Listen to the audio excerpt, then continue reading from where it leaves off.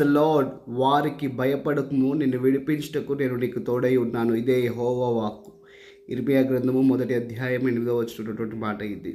చాలా సందర్భాల్లో మనం భయపడేటువంటి అంశాలు చాలా ఉంటాయి. అయితే వాటి విషయమై ఆందోళన చెందుతున్నప్పుడు దేవుని వాక్యం నీకు నాకు సెలవిస్తున్నటువంటి మాట ఇది. భయపడకు అని చెప్తుంది. ఎందుకంటే భయమును జయించినటువంటి దేవుడు ఒక ఆయన ఉన్నాడు. ఆయనే మన ప్రభు అయినటువంటి యేసుక్రీస్తు ప్రభు.